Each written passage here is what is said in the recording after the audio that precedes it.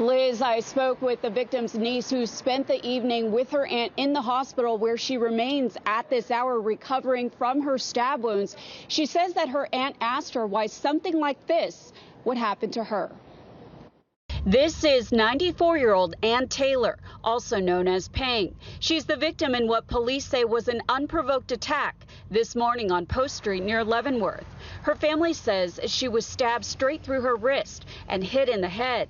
She also suffered minor stab wounds in her torso. I visit with her once, twice a week. We hang out.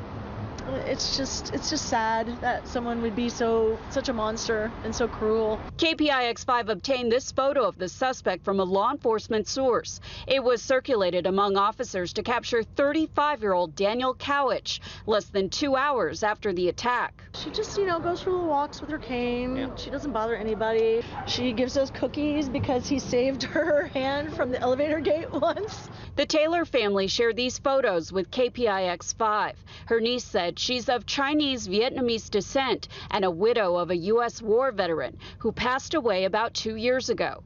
Taylor has lived in her San Francisco apartment for the last 40-plus years. It's kind of a shock now, especially for elderly people. I have my dad too, who's lived 2 buildings from here, so I'm kind of concerned. The violence has increased a lot in this neighborhood lately, and I myself walk around with a stun gun when I'm alone because there's strange types everywhere. KPIX had been released from a previous case when he was arrested. He has a long criminal history that includes murder and burglary charges.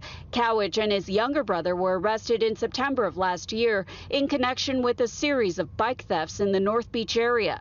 Tonight, the SF Police Officers Association tweeted, Chase Aboudin says he can't prosecute if SFPD doesn't arrest. This suspect was arrested 5 times in 2020 on multiple burglary charges. When he stabbed this woman, he was on an ankle monitor.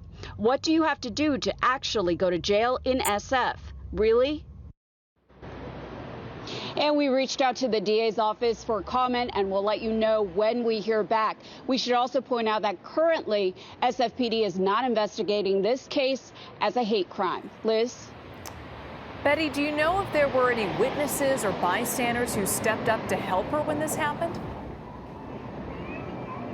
Well, the victim's niece said that her aunt did tell her that some people did not stop to help her, but one person called 911, and she is so grateful because police officers arrived very quickly and they were able to render aid. She is expected to survive her injuries. Liz? Wow.